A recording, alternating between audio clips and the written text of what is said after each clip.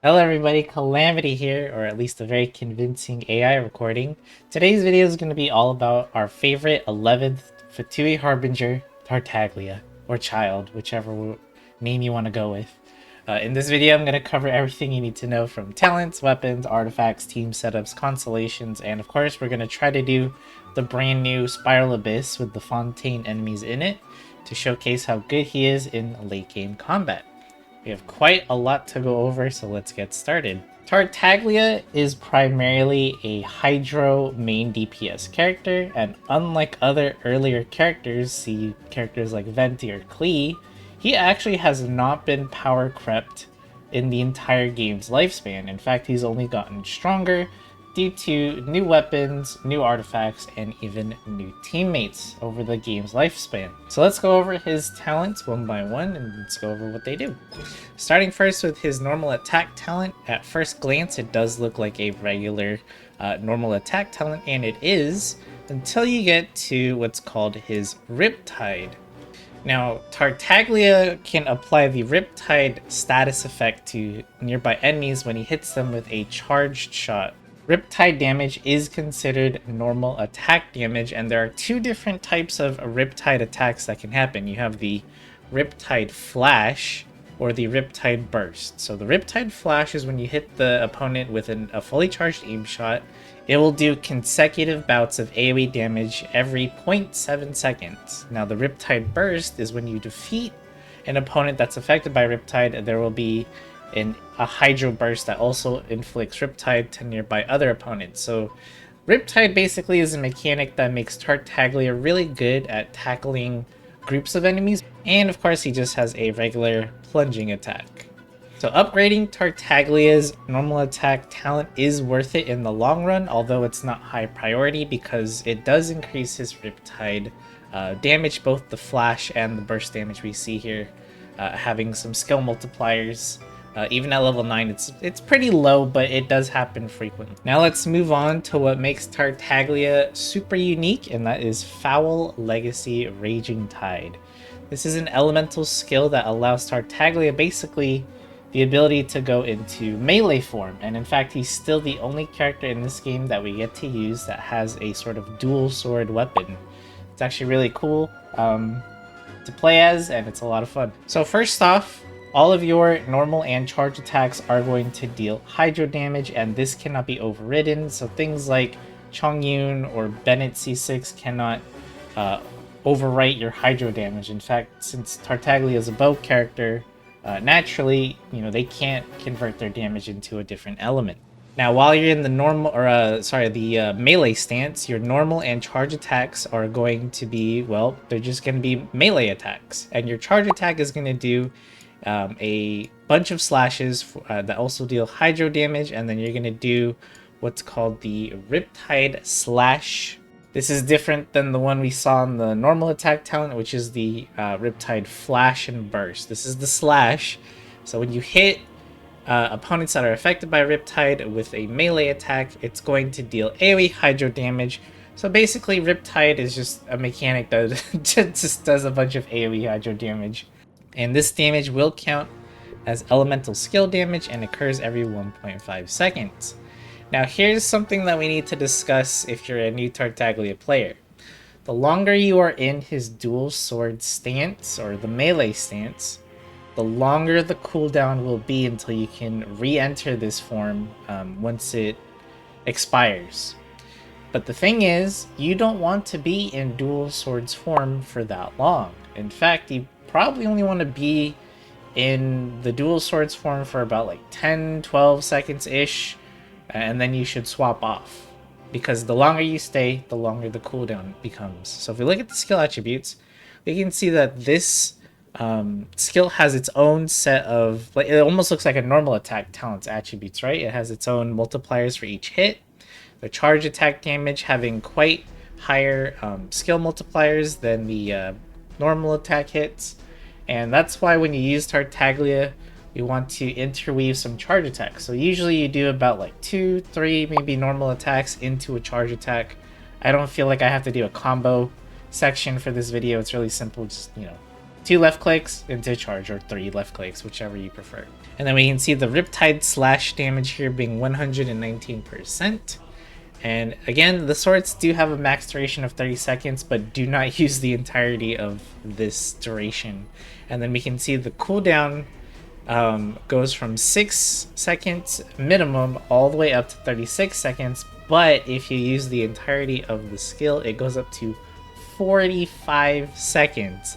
This is why we never want to use the entire duration of his skill.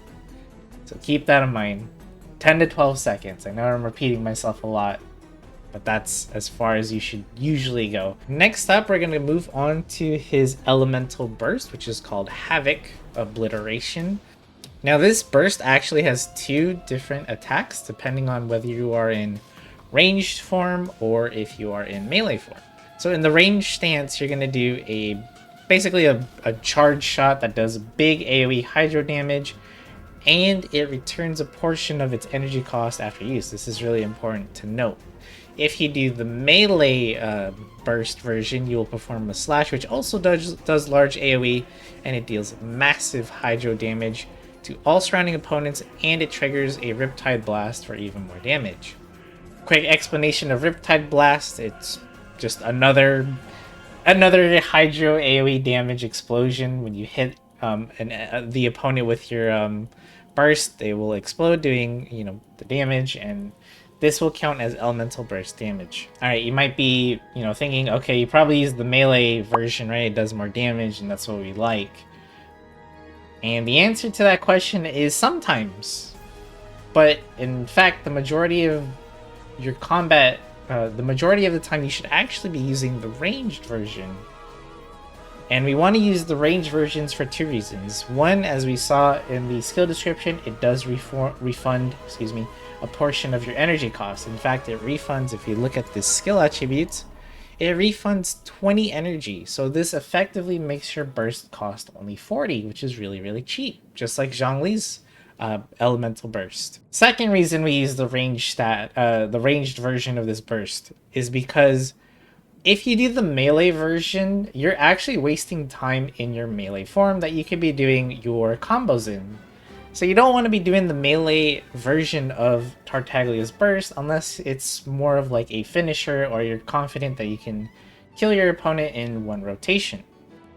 So the rotation that most Tartaglia mains do is they'll start with their burst and then use the skill and then do their combos and then switch off. But other times you might do the skill first into the melee one if it's, again, more of like a finisher, because as you can see here, the melee version does do quite a bit more damage than the ranged, but it doesn't refund any energy when you use it. Now let's move on to his Ascension talents, and they're pretty straightforward compared to his active abilities, which is nice. Never Ending is just going to extend your Riptide duration by 8 seconds.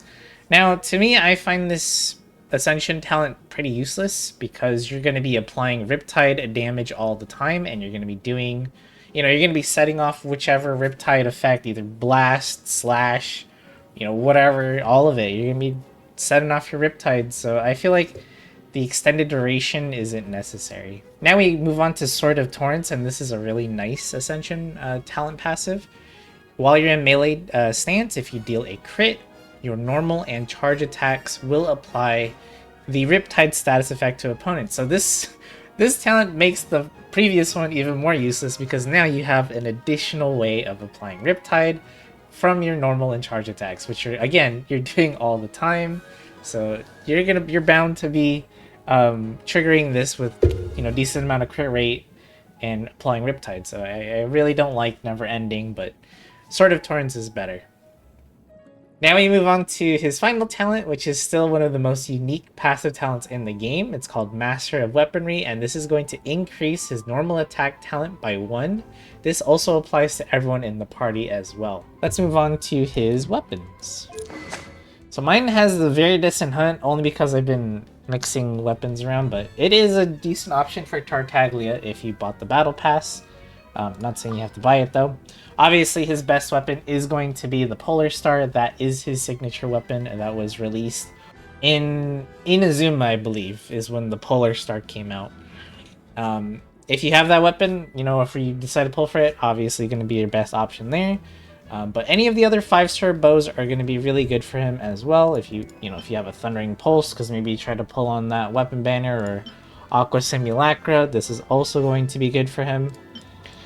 Amo's bow is going to be okay. Like any of the 5-star bows, especially ones with good substats, like, you know, crit damage on these two, or if you have like the crit rate one on the Polar Star, you know, bows like that are going to be fantastic for Tartaglia, regardless of him being able to take advantage of the weapons effect or not. Now, if you're looking for cheaper options, you know, no 5-star options, that's, you know, it's totally understandable.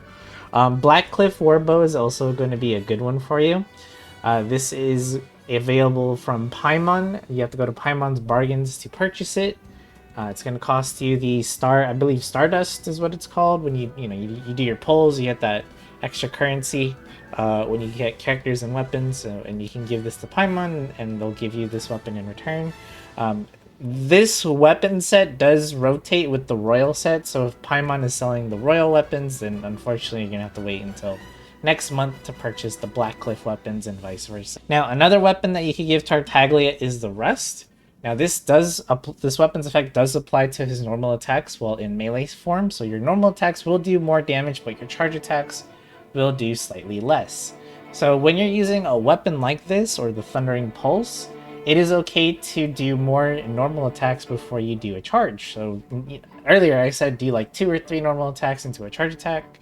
Well, if you're using the Rust, it's okay to do 4 or even 5 normal attacks into a charge at that rate, since your normal attacks are doing much higher damage. Another free-to-play option I could recommend is going to be the Stringless. Well, you know, it's not really a free weapon, but it is a decent 4-star weapon for him. It does give him a lot of elemental mastery, and it's going to increase your skill and your burst damage by 48% at Refinement 5, which is a really nice damage boost. Prototype Crescent is also going to be another good option for your Tartaglia, especially earlier on. Just make sure you hit the opponent's weak spot, you know, whatever it is, headshot, if it's a Ruin Guard, the weak spots on them. Just make sure you hit that before you go into your melee stance, and you'll get that movement speed and attack speed, or excuse me, not attack speed, attack percentage buff in your melee stats. Honestly, lots of free-to-play options are also going to be great for Tartaglia. The King's Squire also being okay, as well as the Hamayumi. Those are craftable weapons in Inazuma, and I believe the King's Squire is crafted in Sumeru. So feel free to use whichever weapon you have access to, and if you're looking for something really early on, a 3-star weapon I could recommend to you is the Slingshot. It does give you a huge chunk of crit rate as a substat. Now, unfortunately, this weapon's effect does not work with Tartaglia because it needs at least the melee attacks is what I should say, do not work with this weapon's effect, because your attacks, whether they be normal or charged, need to be fired, and you don't really fire anything in the melee form, so you don't get the damage increase here, which is unfortunate. That synergy doesn't work, but nonetheless, it's still a decent 3-star option until you can get yourself a 4-star weapon crafted or pulled. Alright, let's move on to artifacts for Tartaglia, and what I am using is no longer considered the best in slot artifact set for Tartaglia. In fact, I've been farming the new set that is his new best in slot. It's called the Nymph's Dream. This is a domain available all the way in Sumeru's desert region. So let's actually take a look-see. Here's where the domain is, by the way, at the new-ish artifact set Nymph's Dream, and why it's so good for Tartaglia. Well, on the 2-piece effect, you get straight up more hydro damage bonus, and then the 4-piece effect, excuse me, has this really long effect here. Just to sum it up for you, it's basically like a Polar Star for those that have the weapon and are familiar with the effect. But when you use your normal attack, charging attacks, plunging attacks, your elemental skill, and your burst, you will gain a stack of what's called Mirrored Nymph. And the more stacks you have of Mirrored Nymph, the more attack percentage increase you'll get, and the more hydro damage increase you'll get, up to a maximum of 25% increased attack and 15% increased hydro damage. So you're basically getting 40% more damage as you use Tartaglia's kit, which in this case we do, right? We do as we mentioned before, normal attacks, charge attacks, and be used as skill and burst, of course. So you're gonna be able to get 3 stacks really easily on Tartaglia, and you'll be able to take advantage of this set. It's really strong, and if you haven't built your Tartaglia yet, start getting this artifact set. It's going to be the best one available to you.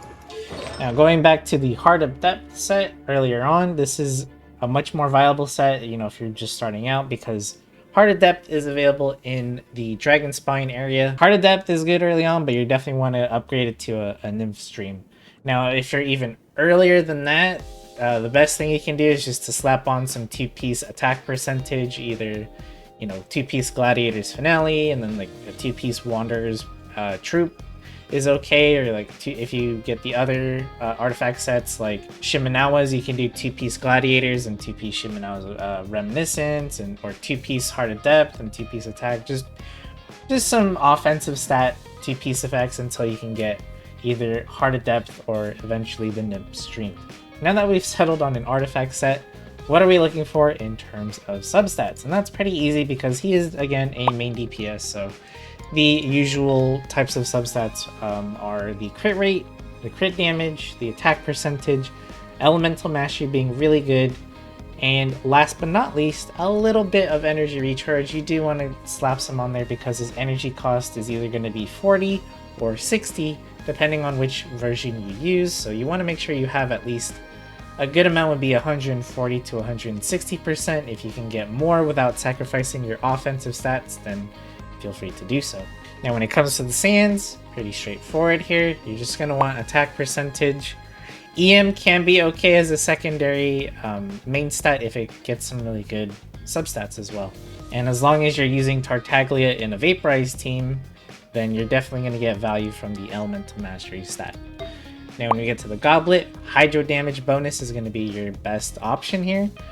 Now, of course, earlier on, if you don't have access to a good hydro damage goblet, it's okay to go, you know, attack percentage or even elemental mastery, you know, whichever one has better substats. And for the circlet, crit rate or crit damage, this is also dependent on what weapon you gave Tartaglia, so whichever one you feel like you're lacking more of, just get the main stat for it there. And of course, earlier on, if you can't find a good crit rate or crit damage one, attack percentage also going to be okay to use until you get a better one. Moving on to Constellations. Now my Tartaglia, I pulled him on his very first banner, and I have never felt the need to pull for more Constellations, and that's a really nice thing for free-to-play players, right? Tartaglia is a character that is perfectly viable all the way up until endgame at C0. The Constellations he gets are, I guess, nice to have, but definitely not a necessity. So let's quickly just go over what they do. C1 is called Foul Legacy tied with Holder, and this is going to reduce the cooldown of your dual swords form by 20%. Now, a lot of people feel like this is a necessary constellation because, you know, the cooldown for his skill is so long, and this makes it, you know, less so. And as I mentioned before, you should not be in the dual swords form that long, so your cooldown shouldn't be that bad. And it should be manageable, like, depending on what team you're running Tartaglia in, like, with his cooldown being like around like 10-12 seconds, by the time you set up like your Bennett's buff, your Zhongling's burst, your Kazuha or Sucrose's ult and stuff like that, your dual swords form should be close to, you know, to go again while you have all these buffs set up, reset up once again. So I feel like not necessary at all, but if you do end up getting a C1 because you like the character so much, this does mean you can stay in the double swords form for a bit longer without too much punishment. Now C2 is going to give you 4 elemental energy every time you defeat an opponent with Riptide, which should be all the time. And this is going to reduce your energy recharge you need, which is nice, but keep in mind if you are using the ranged version of Tartaglia's Burst, which I recommended before, you only have a 40 burst cost, so you know you don't really need the extra energy recharge, although it's nice. You know, when it comes to building your artifacts, it means you can go for more offensive stuff rather than energy recharge. C3 and C5 are going to increase the skill and burst respectively. It means more damage, which is nice. C4 is called Abyssal Mayhem Hydro Spout. This Constellation has a really long description. Basically, you're going to be doing all of the Riptide variations without any time intervals in between. So you can do Riptide Flash and Riptide Slash simultaneously and without time intervals. So it'll be basically more Riptide damage overall. This is going to give Tartaglia just even more AoE damage, so again, good for groups of enemies, but when it comes to bosses, it's not going to be that useful because you don't need the AoE, but it will be more damage. And then C6, Havoc Annihilation is going to make it so that when you use the melee version of your burst, you're going to fully reset the cooldown of your elemental skill, and you can only do this once. Sorry, this effect will take place once you return to his range stance, so you'll be able to swap to his range stance and then immediately back to melee stance again without any cooldown in between. Now this C6 is definitely on the more disappointing side because, as we saw before, you shouldn't be in the sword stance that long, and if you have this and you have C1, which already reduces his cooldown by 20%, so having a full reset isn't really that strong. And necessary, right? So unfortunately, disappointing C6 in my opinion, and it's also whale territory, so hey, for low spenders and free-to-play players, this is nice. You're not missing out on anything by not having a C6. Now let's talk team comps for Tartaglia, and this is probably more of his downsides in my opinion, in that he doesn't really have too many teams he can be played in. He's sort of like Hu Tao or maybe like Ganyu, where they only have like really one or two teams and that's kind of it. Tartaglia is no different here, and what I'm showcasing right before you, please ignore the team name at the bottom left. What I'm showcasing here is one of his best teams, and honestly one of the best teams in the game. It includes Bennett and Zhongling for Pyro Resonance buffs and to apply plenty of Pyro for Vaporizing. This is a Vaporized team. Zhongling's Pyronado is going to be going all around the field, and then Tartaglia is going to be in his sword form, basically vaporizing every hit because of Zhongling's, no ICD on her burst. So really, really strong vaporized damage here. Kazuha here to group up your enemies for easy Riptide damage, as well as an elemental boost and enemy resistant shred. So lots and lots of damage here, lots of healing from Bennett, lots of damage from Tartaglia, Zhongling, and basically anything is just going to die in your seconds. Oh, and for anyone that doesn't have Kazuha in their character roster, then you can replace him with Sucrose. I wouldn't do Venti, just because the lift makes Tartaglia's melee attacks not connect. So we don't want to use Venti in this case, but a Sucrose will do just fine, and she'll give you a bunch of elemental mastery as well, which will improve your vaporized damage. Now next up we have a Electro Charge team, otherwise known as a Taser comp for Tartaglia. This is definitely the less popular one, but it's still going to be a good team comp. You basically just perma-stun most common enemies with Electro Charged, and even some of the larger enemies, and Electro Charged has its own decent damage, not as high as Vaporize of course. Beto's here to basically make your electro damage spread to all nearby opponents. Fischl just to also apply even more electro, as well as be a good battery for Beto. And then your fourth slot here is a flex slot. I put Zhongli here just as a shielder example, and also because he's having his rerun banner as well. So if you want to use these two together, you could potentially just use them together in a electro charge team like this. Alright, one more team example I will use here is a Hyper Bloom team with Tartaglia. Now in a team like this is where Elemental Mastery on your Tartaglia is going to be less valuable, because on this team, he's not the one triggering the Dendro course. That's your Kuki Shinobu, that's why it's Hyper Bloom team. So she's the one that needs the Elemental Mastery, whereas your Tartaglia is just here to do some raw damage, in addition to applying Hydra of his own, along with Nahita's Dendro application and Cookie's Electro doing the Hyper Bloom. Now your fourth slot here is also going to be a flex, so if you feel like your Dendro application is enough, you can put a second Dendro in there, or if you don't want to use Jing Cho, you want to use a different Hydro applicator like Barbara, Mona, for example, or maybe not Mona, but Barbara, for example. you can do that as well. And I've even seen people trying Tartaglia with the brand new magician, Linny? As well. I've seen iterations. I don't know how well that works, but hey, if you have our latest Fontaine characters in your roster and you also decide to pull for Tartaglia, let me know how well those two work together. Alright, so we're going to be using Tartaglia on the second half of the Spiral Abyss. Reason being, well, there's a lot of bosses on the first half, and as I said before, that's not really where Tartaglia sort of shines. He wants to fight groups of enemies, and there are a bit more groups on the second half, minus the, there is a boss on the second half where it's the 2 dancing robots. But also, this chamber also might not be the best, just because there's the 2 tainted water eidolons that spawn here, and that's not really good for us. But other than that, this half should still be the better half for Tartaglia.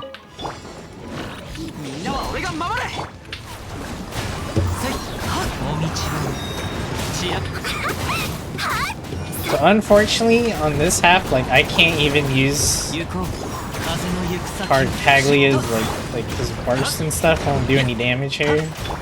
So we're relying 100% on Zhongling to carry for now.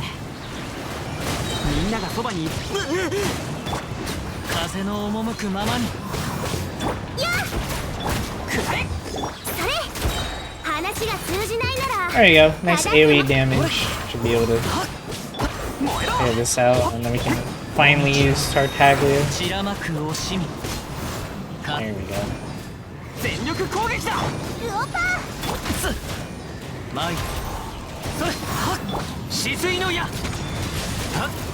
I like to get rid of this big frame thing because it's super tanky. Ooh.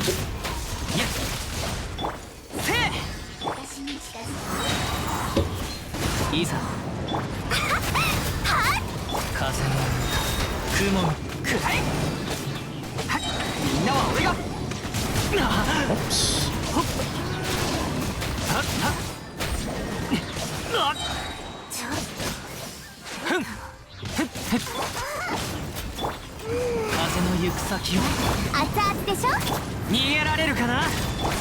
Still able to vaporize off Goba's damage there.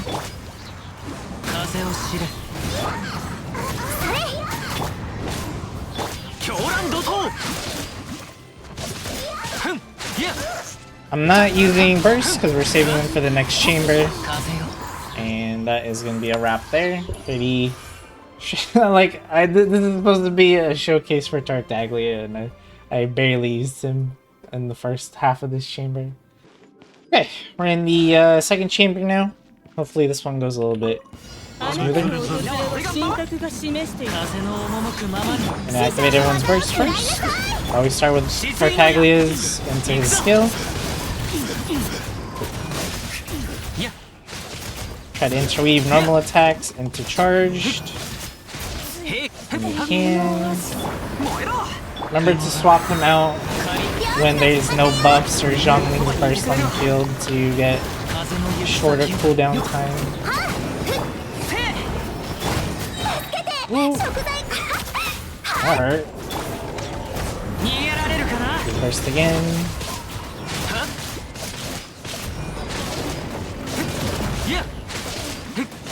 We have so much time that we can just show. This is just showing right now. So let's build up everyone's burst for the third chamber. Okay, I might have to use Venice just to keep everyone topped off here.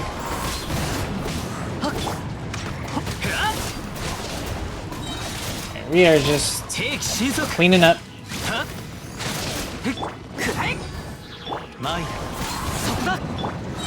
Go. Just make sure Zhongling actually has her burst before we move on, and that should be it. That was pretty easy, right? Pretty straightforward. Just, again, burst, elemental skill, interweave your normals, and charged. Alright, we are in the final chamber of the Spiral Abyss. This is the Dancing Robots and Fontaine boss, and if you guys don't know, this is the Nemesis dance version, and basically they're just gonna get an ice shield. But we'll go ahead and just do the boss fight.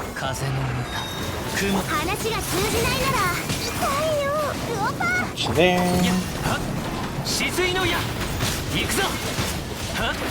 And we want both of the dancers to be together. This is... Whoops. That's when we can do the most damage, but we'll have to...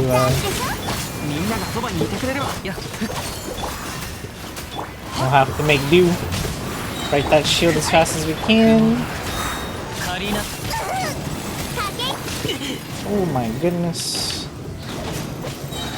We'll wait for Bennett's first. There we go.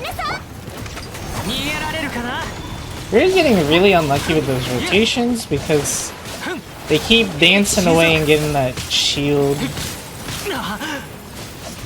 before Tartaglia can do any real damage there. That's unfortunate. But they're already pretty low thanks to Zhongling's constant damage though, so we'll just keep going.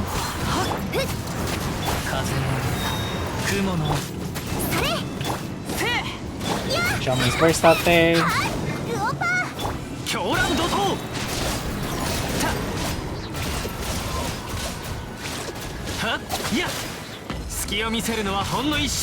Oh, I was trying to do like a photo finish with the melee. And there you go, that is the entirety of the Spiral Abyss completed with Tartaglia's best team, the Vaporized team, or International Vape team. And to be fair, this iteration of the Spiral Abyss is very easy in general. I feel like this is more just so we can get a feel for the Fontaine enemies in the Spiral Abyss, but it's not really that hard, in my opinion, compared to at least, you know, previous iterations we've had in the past. So it'll definitely ramp up once again, but for right now, we can make do with some easy Spiral Abyss cycles for now. Hopefully that showcase was still good enough to convince you that, you know, Tartaglia still is a very solid Hydro main DPS and has been, as I said before, in the entirety of this game's lifespan. He's just been really good and very popular amongst metagame, you know, Spiral Abyss players out there. He's very solid. Even though new fancier characters came out and new fancy teams with all the Hyperbloom, Bargian, Raiden, Shogun teams and all this stuff, he has managed to still hold his own and to still do really well in the Spiral Abyss. Now I know, again, in that first chamber with the Hydro Eidolons, he didn't really do anything, and we saw that was mainly the Zhongling, Kazuha, Bennett, you know, trio doing work there, as well as the dancing robots. I was really disappointed there. They were, when he tosses out the dancer girl robot and they get the cryo shield, that's more where the pyro supports are shining rather than Tartaglia. If they were sticking together and I was able to do my melee attacks and the charge attacks with all the Riptide damage and stuff, then Tartaglia actually destroys that boss because, again, Riptide damage giving you extra bonuses, because usually bosses are just one entity, right? It's just one body. Because that boss has two bodies, or two entities that you're fighting, you can apply Riptide to both of them, and then you'll be able to do double the damage, essentially, because of all the Riptide proccings you're doing. Unfortunately, just didn't happen. I got the one where they split up. Like, how many times did I have to break that shield? 3 or 4 times, so... You know, this wasn't the best showcase for Tartaglia. I understand that. Also, I just want to point out that my Tartaglia is far from min-maxed. As you saw in the artifact section, my Tartaglia does not even have the Nymph Stream set, nor does he have a 5-star weapon, and I'm sure some of y'all noticed that I didn't crown his burst, or even get them to level 9, so I'm missing a bit of damage there as well. But before I rant on any longer, make this video unnecessarily long, just want to say he's still a strong character. He's still one of my go-to characters when, you know, when you like hit a wall in a challenge and you don't know what to play or what to do, and he's just a character that you can always fall back on, and you know exactly what you're gonna get when you play him, and you're like, hey, I know this, you know, this team's gonna do great against groups of enemies, and it's just going to do a lot of damage, and, you know, you can always rely on it. He's a really good staple character, staple team. He'll definitely serve you throughout your entire Genshin, you know, career, as he served mine, and hopefully even beyond that.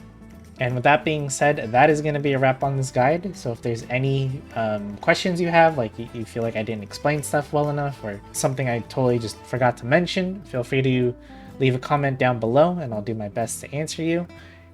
Don't forget to leave a like and subscribe to the channel. I will be having even more Genshin character guides as well as other game guides as well in the future.